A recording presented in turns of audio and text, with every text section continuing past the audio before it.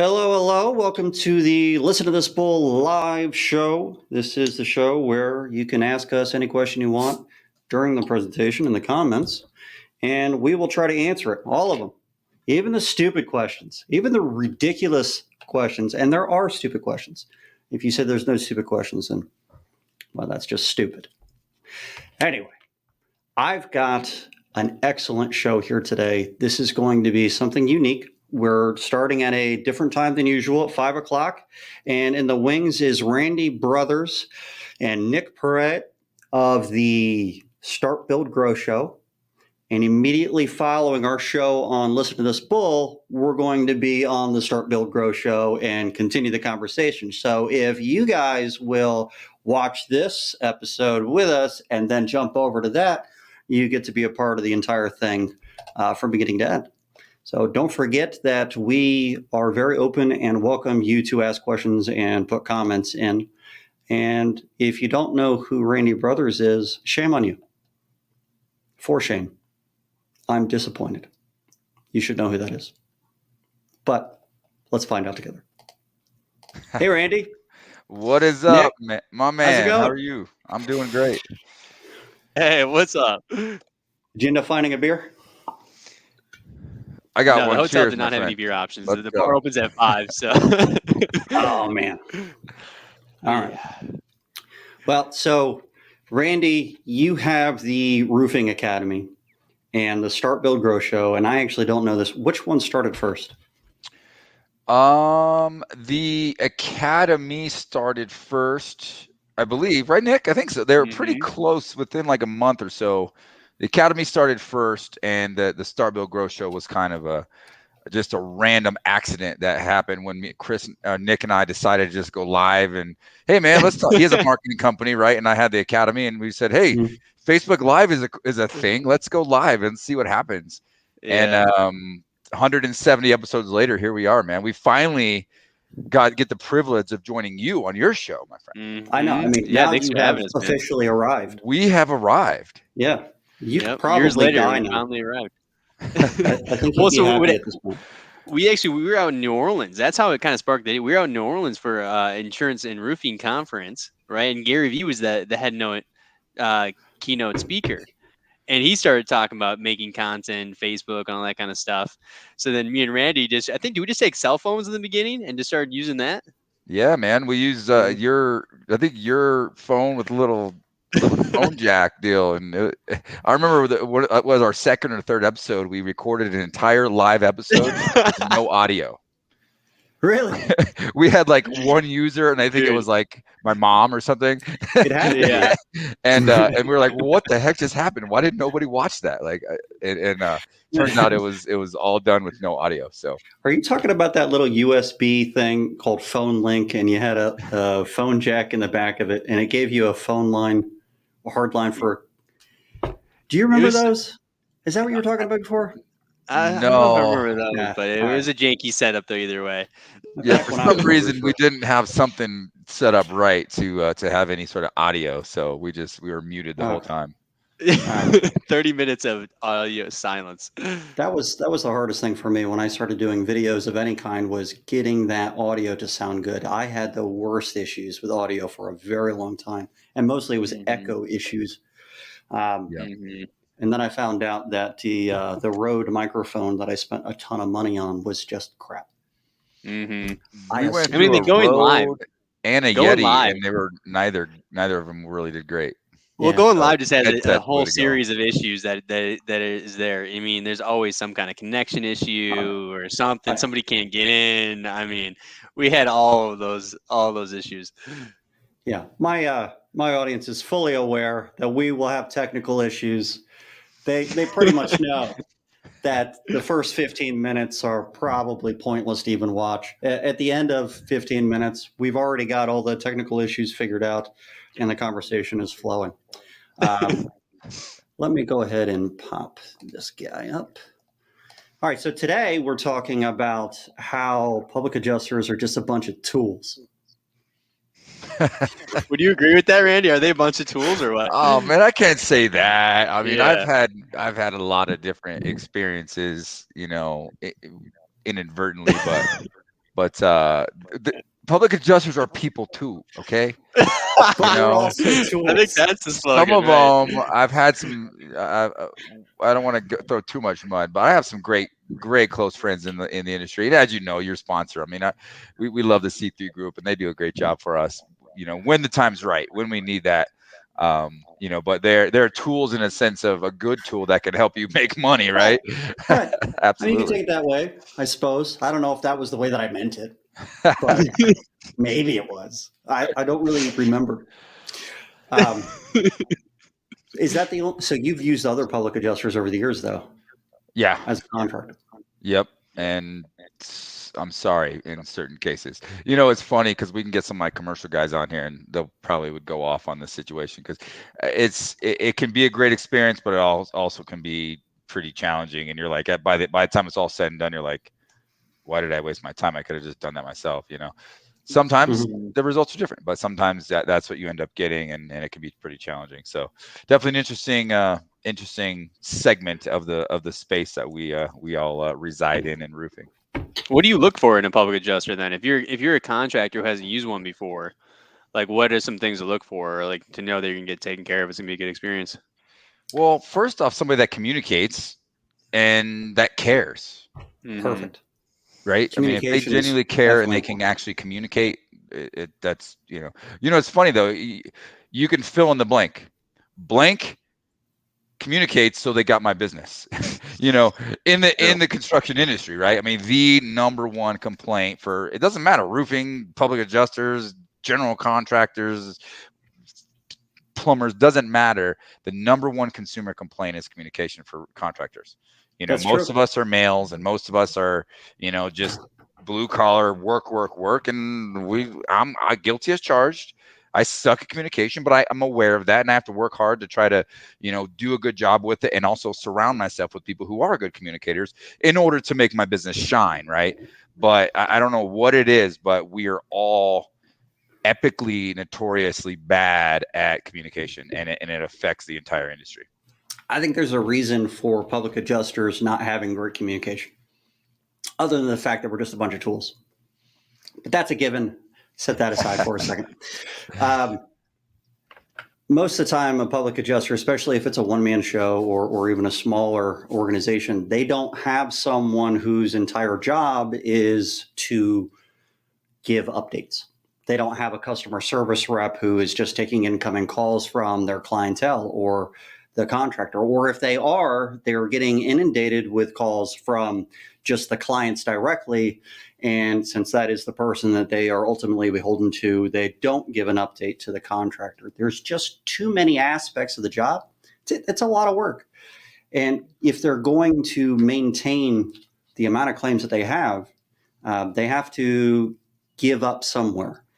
So there is a mentality among a lot of public adjusters that they don't want to give away the secret sauce. They don't want to tell the contractors how it is that they do what they do, or possibly they're setting it up to hand off to an attorney and that's all that they ever do. And they don't want to tell you that they're just waiting a certain amount of time and it's all bullshit. But for the most part, I think most public adjusters are doing everything that they can, and they just don't have time to give that update. So there are a few different public adjuster software CRMs out there that provide a portal access. And if they give the contractor and the homeowner access to just log in and see what's going on themselves, as long as they take good notes, none of them take good notes. They're very, very few. It goes along lines with communication, right?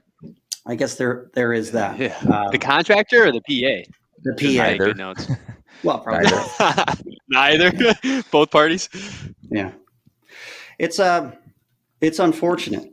There's some argument back and forth, and maybe I can get some of my audience involved in this. If you're a public adjuster that's watching, you can give me a counter argument here. But there are a lot of PAs that say that they don't want to put very detailed notes in the system because it can be discoverable if the file ends up in litigation, and they don't want all that information to be discoverable.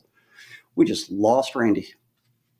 Randy is now gone. I don't know where he went. That's all right. You're more impressive anyway. Yeah, of course. I'm definitely the better half of this duo. There's no doubt about that. No, he came back. Should we let him in? Nah.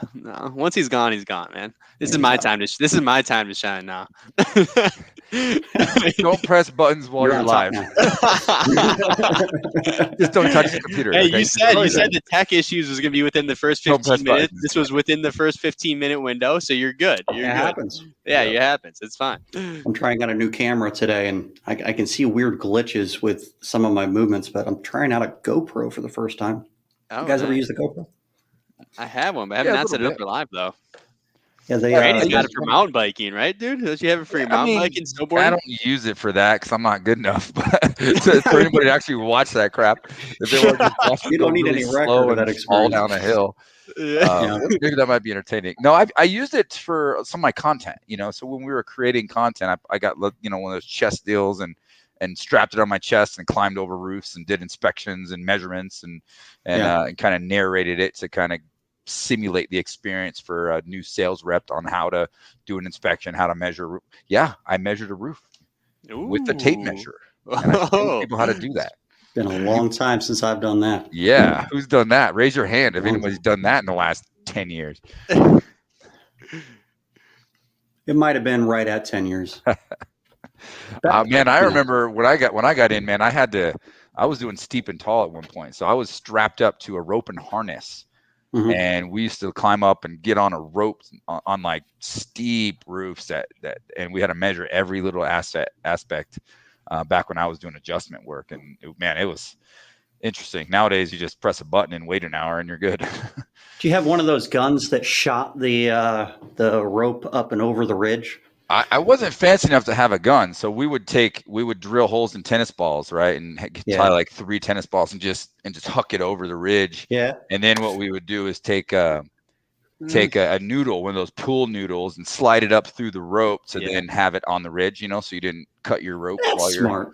Yeah, pool noodle for that is a good idea. Pool noodle. I've and never tennis seen balls. anybody. It was life-saving equipment right there. Yeah, it was rare that I had an adjuster put anything to protect the ridge from their rope, and they would go side to side, and it would cause marring across the ridge all the time, and sometimes it would catch on the edge of a ridge cap shingle and damage it. And sure enough, I mean, this is back when I was a contractor more than anything else. I didn't really have much power, but they would deny it sometimes. Even after doing all that damage, we would just send in photos of the damage caused by their rope. And I would make sure to take a photo while I was there of them using their rope on top of the ridge. And that actually won a lot of roofs for us. I miss those days. It's too much of a liability now. I don't even think those teams exist anymore, do they? The Stephen Hyde, now they use ladder assist instead. put it on somebody else to take the risk. Yeah. I miss those, though. And we usually had better coverages just because I got something weird going on with my foot. Hang on a second. I get this. This is good live stuff right here. Don't worry, we're live. Yeah. Oh yeah. Oh, it feels so good when I itch it. Oh, it's You're freaking me out, man. Any of you foot fetish people out here, you're gonna love this episode. Yeah. Love it. All right. I think I got it. I got this weird nerve thing on my feet, and every now and then it feels like there's an itch that just makes me want to rip the skin off my feet. It's horrible. And I'll take a knife and I'll just dig at it for a minute. Like literally, I do this because I'm going to take that image out of my head and put it back. Me too. It's rough. I'm a drink to that. Yeah, Randy, you want to take a drink to that one? Cheers to nonsense on live TV. Yeah. My wife is face palming. That's great. Yeah, she's gonna have to deal with that later. Happy birthday, Ashley. By the way, It's her birthday. Right. Happy birthday, Ashley. It's her birthday. Yeah. Happy birthday, Ashley. I chose to spend that day with you instead of with her. And she's gonna. Wow, man. She'll show me how much she appreciates that later, I'm sure. Yeah, be prepared. Yeah, you have a nice gift for her though, waiting, right?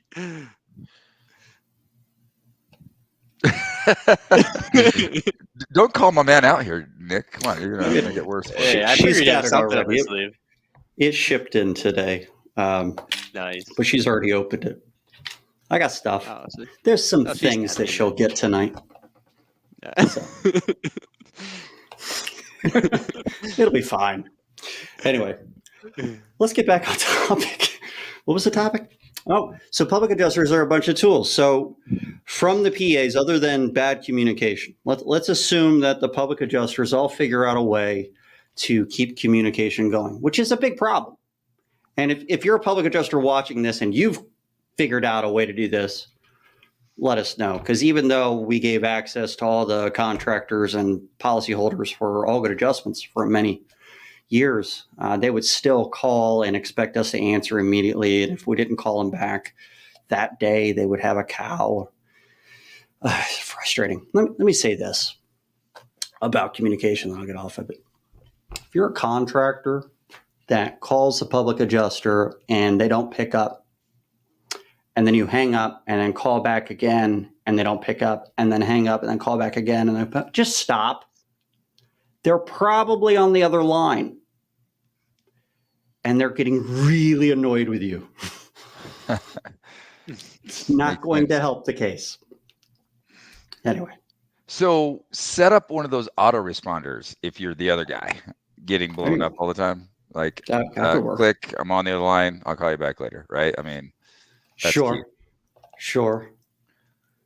Or we could just bitch about the contractor calling and make ourselves feel better.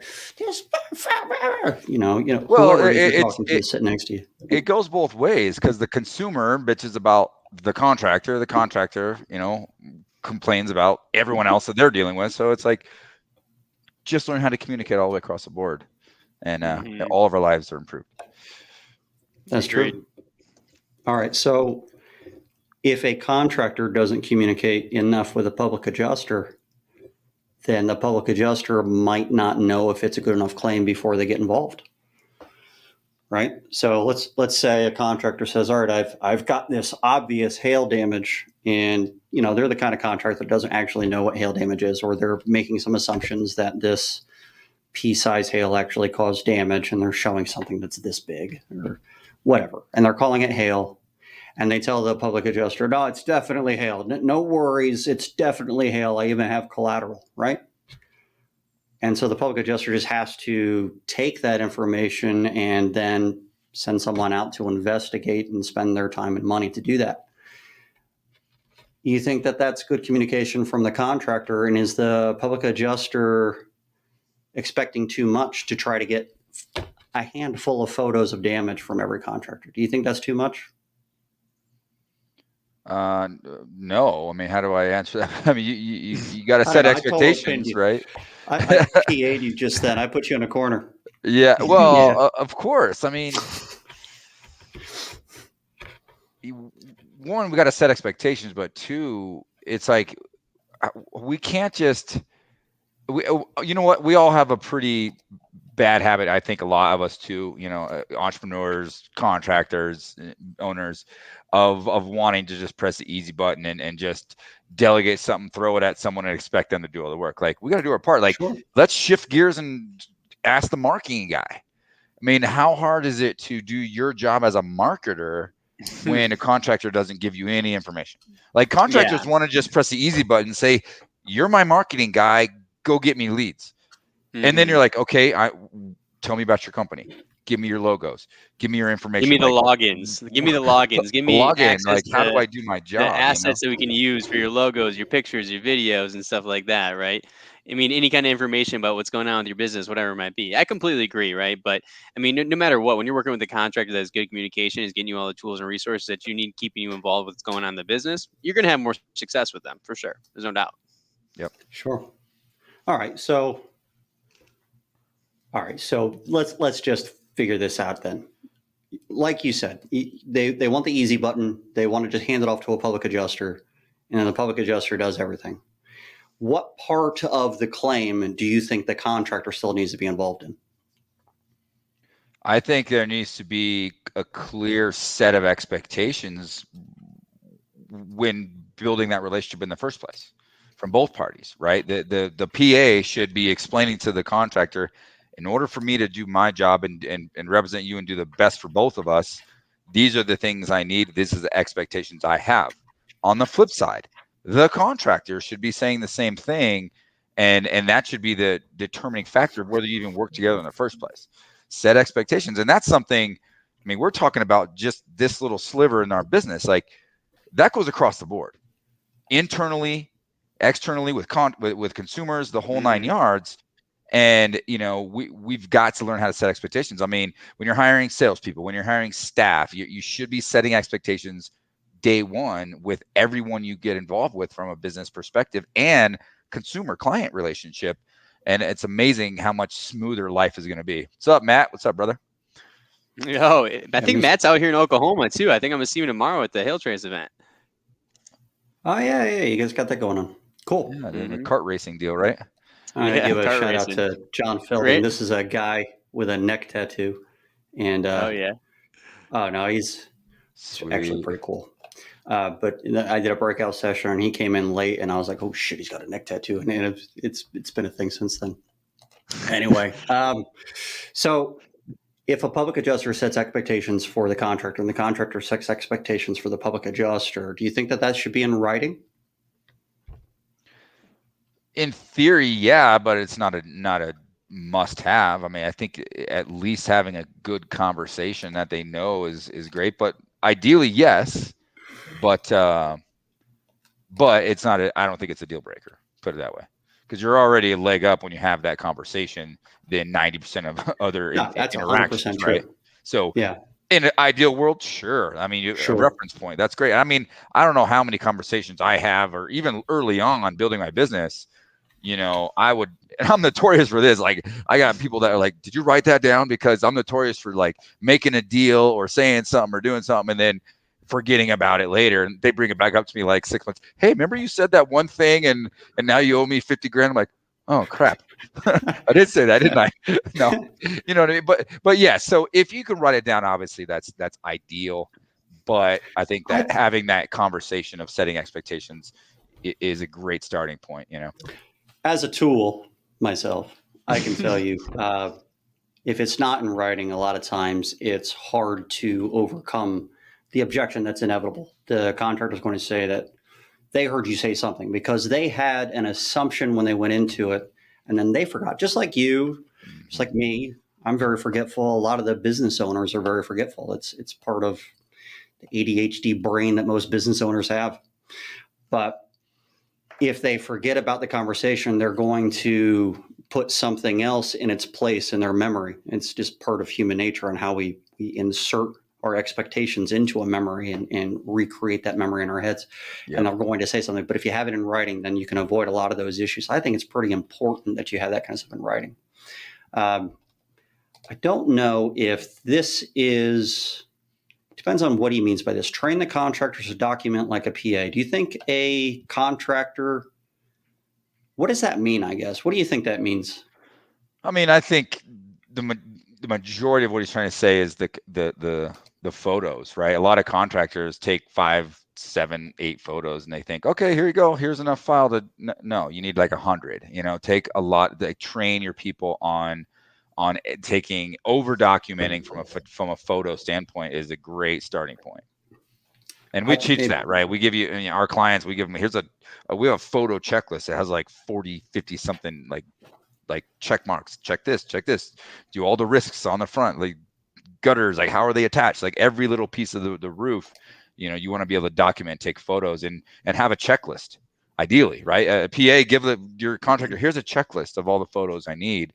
And to have that guideline to follow that, I think that helps out tremendously. Are most PAs doing that too, giving those guidelines and expectations with No, a checklist? Of course not. No, I wish they did. I know at the National Claims Institute in our roof inspection classes, we have a checklist that we've built out.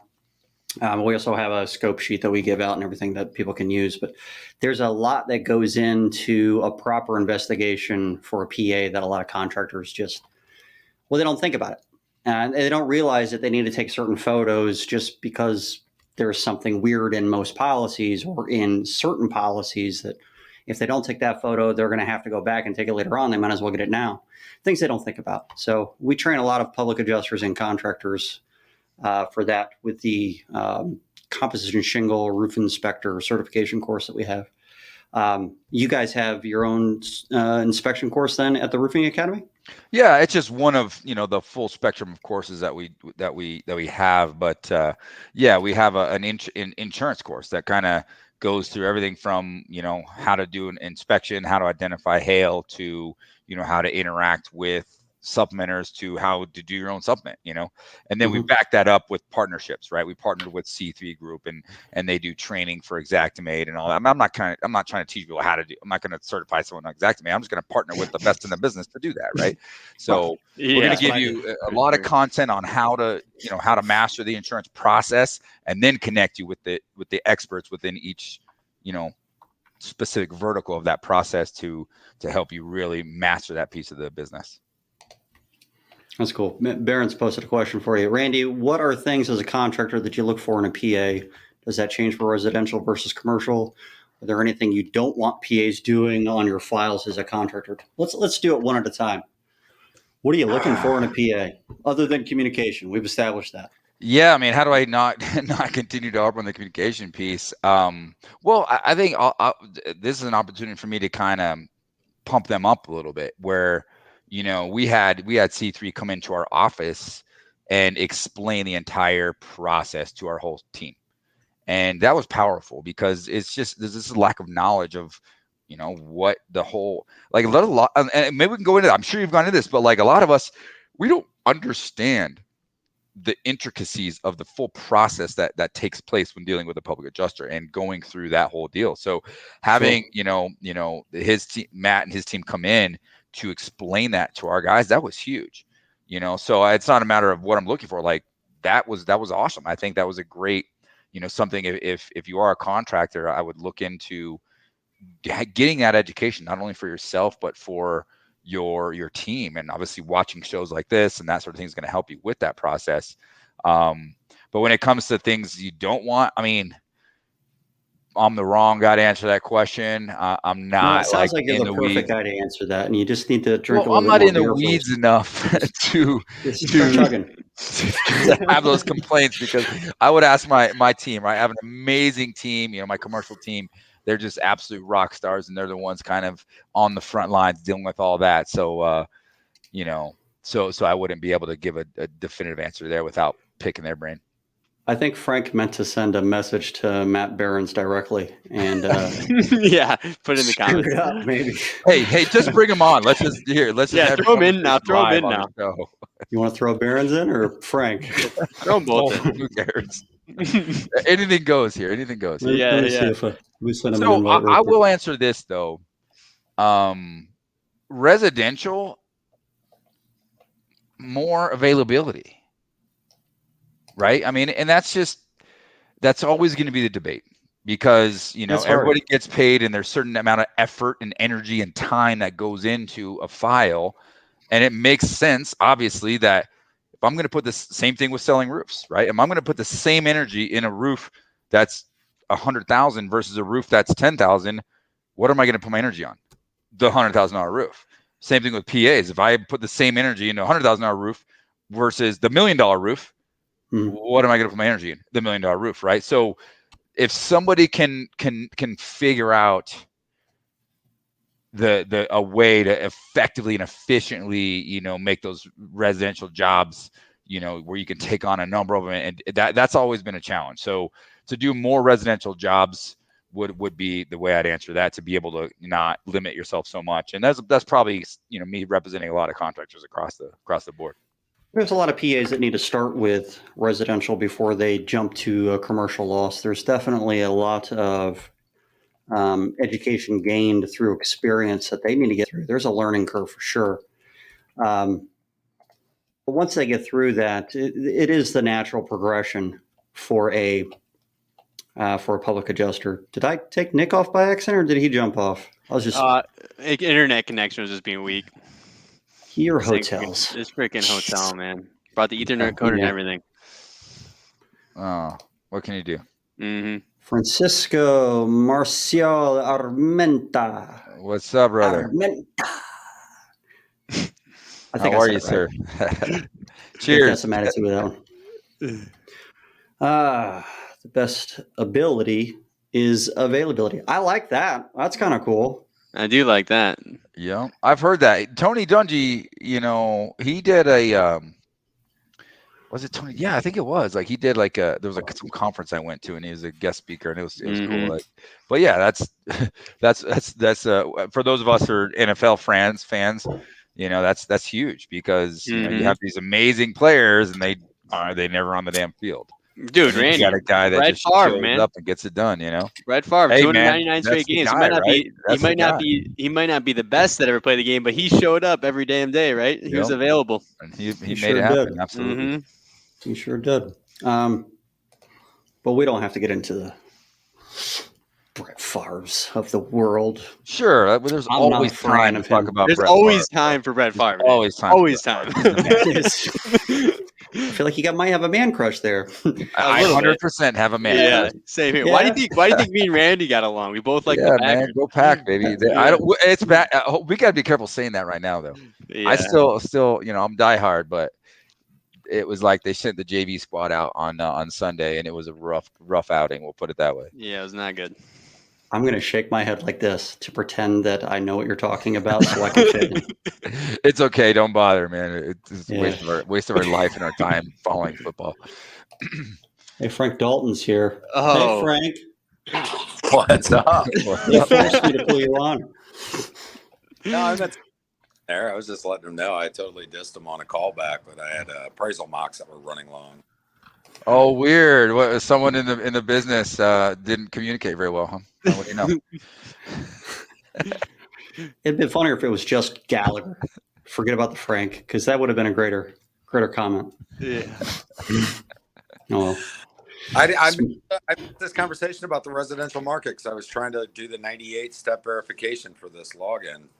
Yeah, Frank's actually perfect for that. So there's very few companies that have been able to do volume residential over a large amount of time. So my company did quite a bit. Frank's doing quite a bit right now.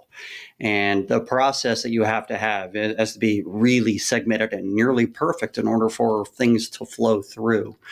And every state's a little bit different. You might have to make a slightly different process, but Frank's been able to develop one hell of a process for the states that they're working in. And it's really impressive. So what's the difference, Frank? What do you think? I'm gonna give a Matt Barron's, and this is why he and I probably hit it off so well at the beginning. We have no desire to move into the heavy commercial market. We like our market of residential, and that's where our passion. And no different than when I see people training roofers or good contractors out there. The ones that love doing tile and want to do fancy tile, that's the ones that do copper. That's where they stay. We're real happy being where we're at. I don't look at it like we're the weaker company because we do residential. It's just what we're built to do. Sometimes by default, you end up in life being where you didn't think you'd be, and we love it. But it's all about processes and timing. We have, through a lot of the help in the industry and stuff, well, you want to talk about learning some ass whoopings this year. And I mean, I fought professionally for 5 years, and I've come out bloody, bleeding, and barely standing up. Moving into some newer markets, they're very few and far between, but we're learning it. But you stick it through. You try not to let your contractors down.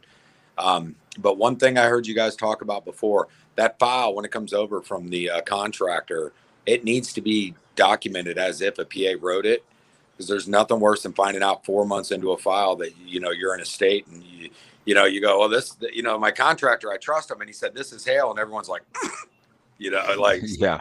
So. It happens to the best of us. That's a funny story. I got a funny one. So, we have a really talented, experienced, I own a roofing company as well. So our team, they've been with us for a long time. I mean, my team, most of my guys are, tenured, been in the business 5, 6, 7, 10, 12 years. Like, they know what they're doing. And we're out there competing with all, in a competitive market. We're in Denver, right? We had this little hailstorm, 38,000 roofers are on every single door. And we're kind of going out there, obviously through our networks and how we go to market. And we get on these roofs. So we have this group chat, right? So they're always chatting and saying, hey, this is what I'm finding out in the field. This is a good place to go. This is, just communicating with each other. One of my guys posted a couple of pictures of this roof that's all circled, right? All circled. not one of the circles were hail hits, not one. Right. And so they got down and circled all this stuff, took some pictures, showed the homeowner, said, you need to file a claim. Homeowner calls us, right? We come out and we're like, it's funny because he even asked like one of the adjusters and we have a lot of relationships there too. Asked the adjuster, they're like, yeah, that was a good waste of chalk. Like, that's what we're dealing with. It's like guys are going up with zero experience, zero training, and they're just saying, go find whatever spec you can and circle it, call it hail, and tell the homeowner to file a claim. Right. And I'm sorry, but that is not a good business practice at all, but plus for longevity in this industry. I mean, right. The one thing we don't need to do is continue to poke the big bear that we're all fighting against, and the lobbyists and all the insurance carriers that are continually to do everything they can to leverage us any way they possibly can. And then we go out, some 17-year-old kid that just took his diapers off is being handed a ladder and a bunch of kids chalk saying, hey, go put a bunch of circles on this roof and tell the homeowner to file a claim. And here we are. Right. And the worst part is sometimes they actually get bought. So then they keep doing it. And we're it's just, man, you nailed it, guys. Come on. Let's do this the right way. You nailed the biggest issue here. I mean, if you notice, all of the laws that are anti-contractor, they're specifically stating roofer. Why do you think that is? It's because roofers are filing frivolous claims. They're throwing Jello against the wall. They don't think that there's any consequences to their actions because it's an act of God occurrence. And they're leaving people in a position where they've got more claims on record than they did before. Whether or not it's an act of God occurrence can still cause some issues. There's a big problem there, and it's definitely causing a ton of animosity between the carrier side and the policyholder side. I mean, you nailed it. This is an issue that I've been yelling about for the last year. I'm really happy to hear you say that. Well, here's the thing. So many people, and I talk about it. I won't go too crazy, but when I'm working with clients, one of the things I'm teaching them how to do is build lasting relationships with what we call centers of influence. And these are insurance agents and property managers and those sort of things to help build that residual referral network, right? Build those real relationships. And when you get that opportunity, a homeowner calls the insurance agent says, you know what? Hey, I'm going to send a roofer out. I'm going to send you to my roofer. They're going to come out and take a look at the job. You as the roofer, if you go up and do that, and just throw it at spaghetti against the wall, do you really think that an insurance agent is going to trust you to call him back and call you back? No. Never. Okay. Never. How you build relationships there is you almost got to get excited to call an agent back and tell them, hey, guess what? You sent me an opportunity and there was not enough damage to file an insurance claim. I went ahead and caulked all your, I caulked your penetrations. You're all good to go. Thank you very much for the opportunity. I really look forward to the next one. Then you get the next one and you get up there and the roof's smoked. Great. We'll do what we got to do and take care of that customer. But that process, people just skip that because they're all like, I need the money. I want the money. And then they just throw everything against the wall and hope that it sticks, Yeah, Matt brings up a good point. Public adjusters do this too. And it's a huge problem. The reason I brought up roofers is because there's more of them. Roofers are, just because of sheer quantity, the bigger issue here doesn't mean that by percentage that public adjusters don't do the same thing. So I'm not just calling out roofers on this, but the laws are. No, and the laws are doing that because there's so many roofers that are doing this kind of thing. But this is a really big issue.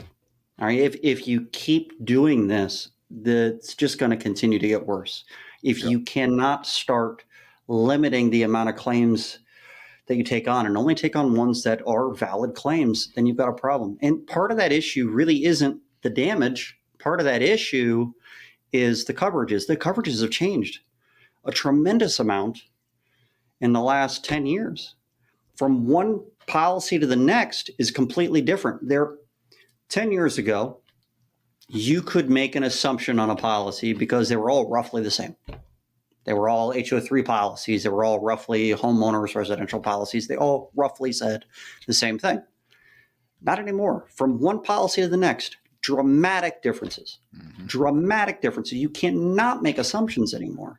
and people that are filing claims on damage that they know is covered by one company, and they're making the assumption that it's going to be covered by another without knowing what the policy says, they're going to put people in a situation where there's no coverage, and it's a frivolous claim.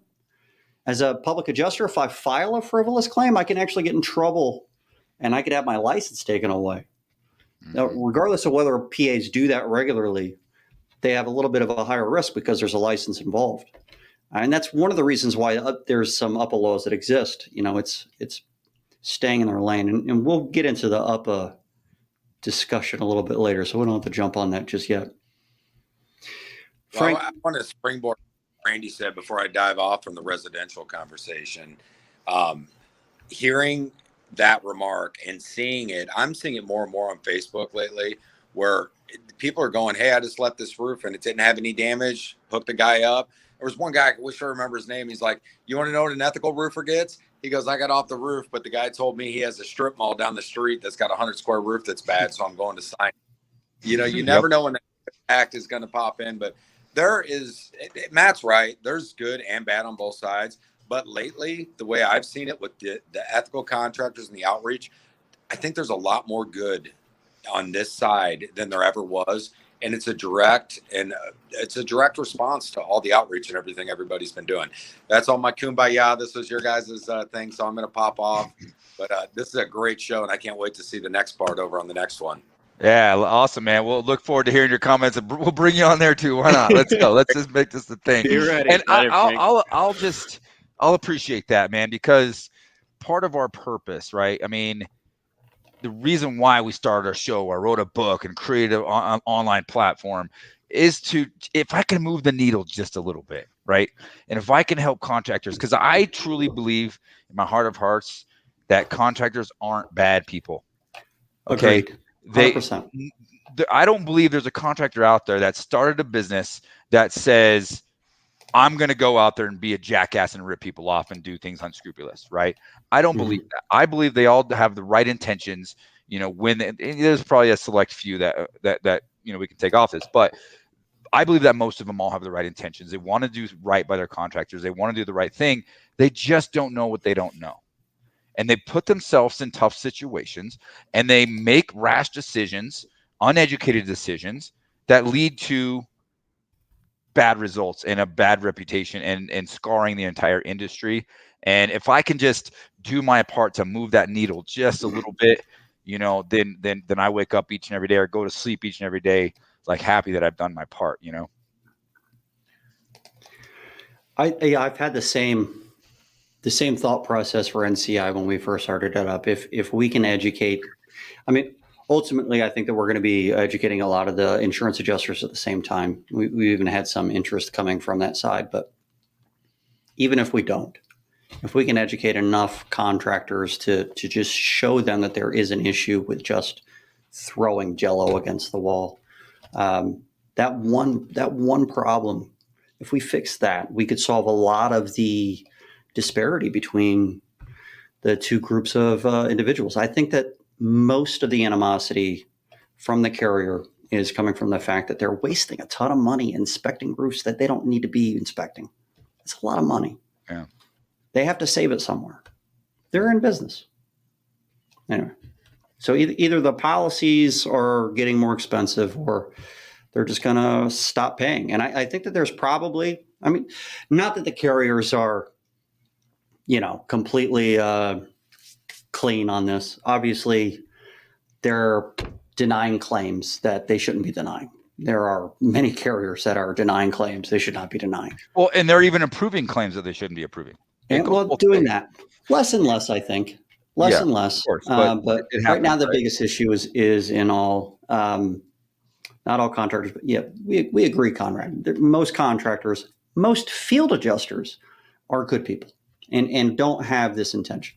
And then they're just uneducated, don't understand the difference, don't know what it is that they don't know. And there's plenty of people, especially adjusters, that I've taught something to over the years, and they've realized, and you can see it in their eyes, and they just realized, I have screwed over so many people over the last 10 years.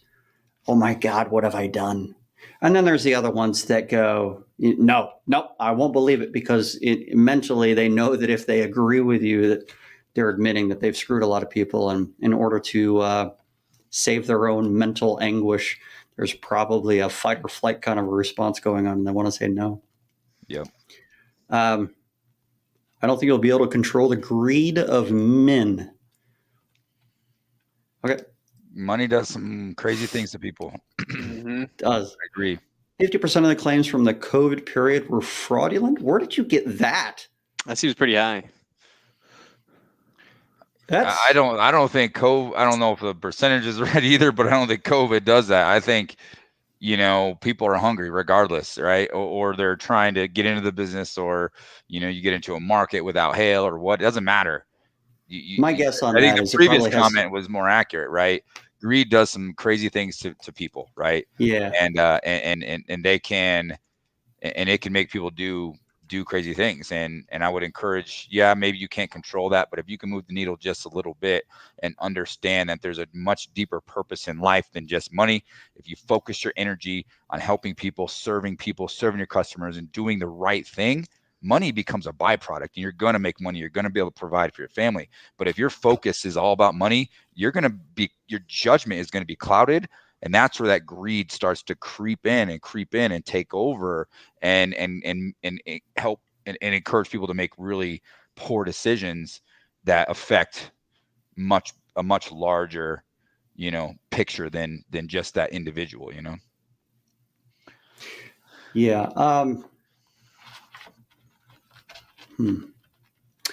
50% of COVID period were fraudulent and a result of virtual inspection. This is a really strange statement. Let me ask you, the word fraudulent is interesting here. So if you've got a virtual inspection, the virtual inspection is like a ladder assist that's got a phone out and there's a desk adjuster watching from the other end. And the desk adjuster is making some kind of a determination one way or the other. Fraudulent activity is something where someone has an intent to deceive or to defraud someone, something along those lines. The fact that there is someone saying more fraudulent, I think there's a huge difference between a fraudulent claim and a frivolous claim. Let's just say that. That's just a weird statement. God, that's bothering me. Maybe if you're counting the business interruption from COVID-19 as the cause of loss, and they're counting that as 50% more fraudulent claims because they're thinking that there's been no actual damage associated with a virus being on a surface or something. It's just weird. From YouTube, getting started late, but greed is what drives the carriers by and large, but not limited to carriers. I agree. Thanks, Jason. All right. How about carrier greed? How many claims were denied when they were legitimate? They were educated and aware of what they were doing. Yep.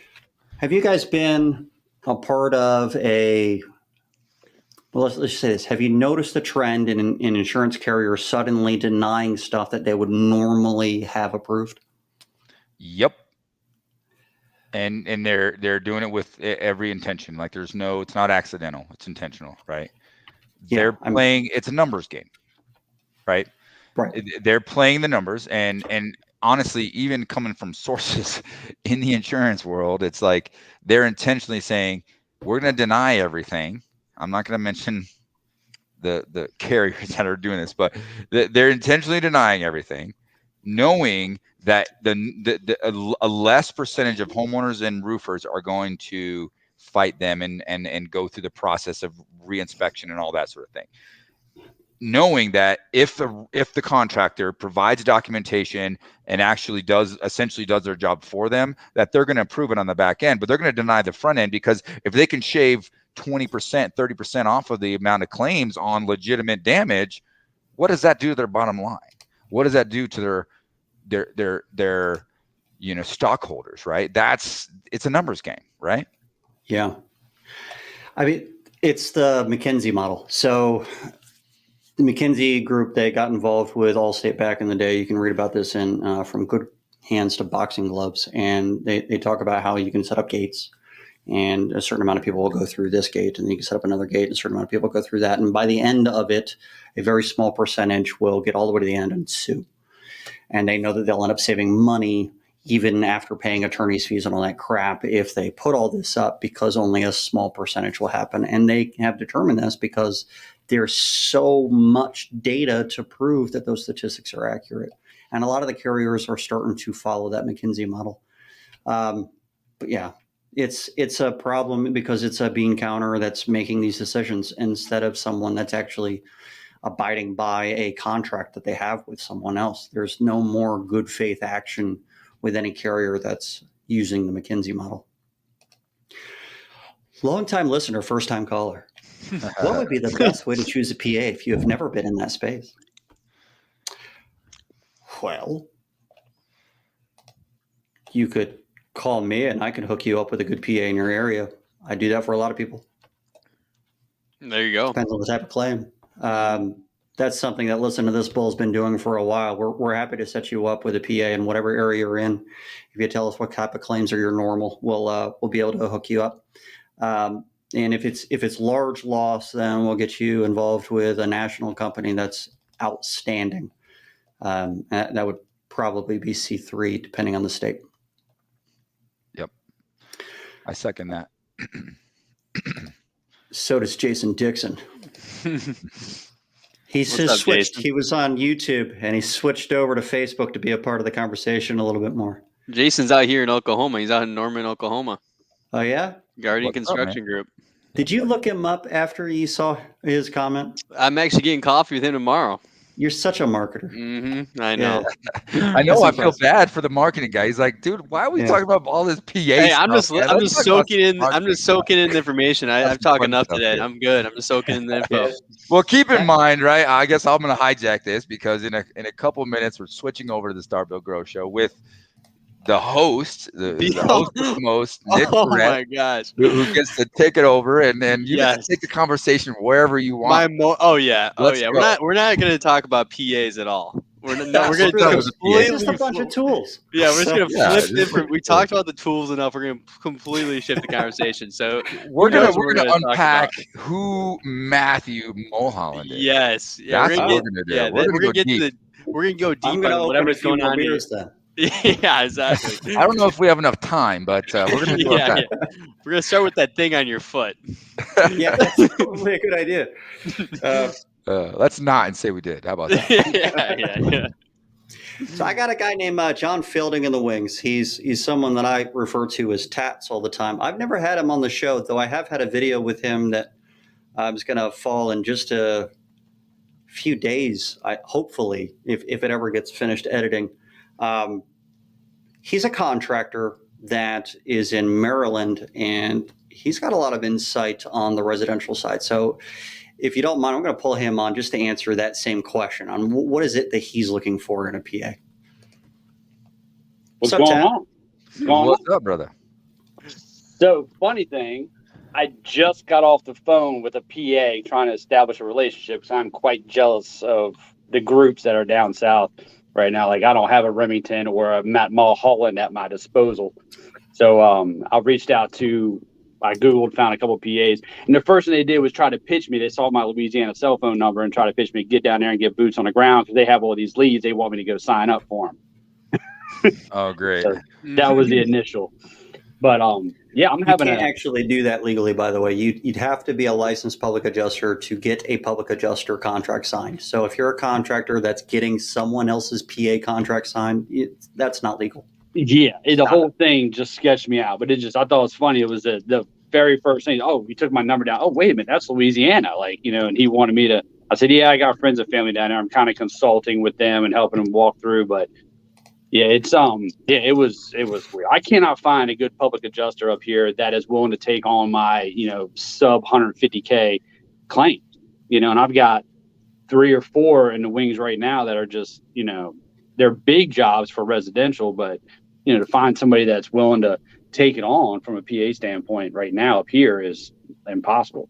In fact, I sent you one, Matt, where they're just the other day. It was, and that PA didn't end up being an actual PA anyway. So just like in many areas, it's hard to find a public adjuster that's willing to do residential work, unless you're in Florida, possibly Texas, somewhere where there's a ton of public adjusters. It is hard to find because, like Randy said earlier, a public adjuster is likely to take on the claims that make them the most money. They're in business. This is a business. yeah. Sam Aldridge, there is a contagious effect on all sides with frivolous and pointless claims being filed. One not spoken about yet today is the homeowner. I sat down with the client today and told her that she has no damage and she shouldn't file a claim. She still proceeded wanting to play the roof lottery. The roof lottery. I like that. She wanted to play the roof lottery because she has had one bought in the past and the neighbor recently had one. They're being groomed to use this process as well. Unfortunately, adjuster side roofs are bought that shouldn't be, and thus leads. And there's more to that, but I can only see a portion of it. So that's all you get, Sam. That's a good point. There's plenty of homeowners that want to defraud the insurance carrier. If you find out that you have a homeowner that is not being honest, you should probably run screaming because you'll be party to it. You ever had that happen? Yeah, they're not going to be honest with you either. If they're not going to be honest, across the board. So it's going to be, I got a fly in here bugging me. But I find out a lot. The ones that are just, they want to ride the bandwagon because everybody else is doing it, they're the ones that are trying to skip out on deductibles and, things like that. Good luck getting that final check. Exactly. Oh, yeah. I kind of. And then you drive by and see brand new rims on their truck, Yeah, exactly. I mean, how'd that go? A new boat in the driveway, Match that new roof. But honestly, that happens, right? So. Yeah. I don't know. There's been plenty of times, I talked about our little chat, with our sales team earlier, and they'll be like, I went and told this homeowner, honestly, I showed them pictures, I documented, I let them know that there wasn't enough damage on their house to file a claim. And then a month later they get a call. Oh, my insurance bought it because some other guy knocked the door and said, oh, it's smoked. Go ahead and file a claim. I can't, that happens too, right? It is, unfortunately, it's part of this whole puzzle that we're trying to put together and solve. That contractor won the lottery. Yeah. The insurance lottery. So, John, real quick, before I put you off, do you think that the number one issue for most contractors with PAs is communication as well? Yeah, I think there's not enough relationships between the PAs and contractors. I think we're still kind of across the board button heads, like, don't take my job or don't take anything out of my job. But yeah, when it comes down to it, when trying to put the claim together, it's 100% document. And with that, the contractor, if he doesn't document it properly, he's doing himself a disservice because there's a lot he could probably get done without a PA if he just did his job right. But then when it goes to the PA stage, then it's 100% beneficial for the PA to have the documents that you've already collected from day one, having the foresight. So yeah, it's a lot of communication. It's also like education and knowing where to be. I agree. All right, John, thanks for being on, man. I'm going to kick you off. Not a problem. See you later, man. All right. We got one more question I think we can fit in. And then we'll switch over to yours, and you can unpack me like a present. I think Nick's going to jump over there ahead of time. We got 2 minutes before we log on there, and then I can follow along. I'll see you later. I'll see you. If a carrier's engineer tore shingles partially in opposite directions of actual wind damage shingles and call it mechanical damage in the report, is that fraud? It's recorded. What do you do then? You ever had that happen? You ever had an engineer make damage with you? It's been too long for me to kind of comment on that one. I'm not out in the field as much, but I know that is a thing, man. It is a thing. I've had many roofs where that's occurred. If they're calling it mechanical damage in their report, they're not necessarily lying that it's mechanical damage. It depends on what their definition of mechanical damage is. Mechanical damage isn't something that's defined. That's standardized from one engineering firm to the next anyway. So one firm might mean that it's anything that is caused by a tool or mechanically happening because of a tool, or it could be someone that means hand manipulation. It depends on what the particular engineer means. But if they cause the damage and then said it's mechanical damage and they mean that it's hand manipulation or something, then they're saying that there was some hand manipulation or damage. They're just not naming that they're the ones that caused it. Is that fraud? If their intent is to defraud the policyholder or to give the benefit to the carrier so that the carrier can then defraud the homeowner, then yes. And that could be something that you want to talk to an attorney with. Yep. You feel good about that answer? Hopefully, right? I think so. Yeah. Right. All right, man. Yeah. Let's carry this on, brother. We're going to switch over 4 all right, everybody, Mountain. go to the Start Build Grow show, and we're going to start live over there. I'll see you guys soon. Later.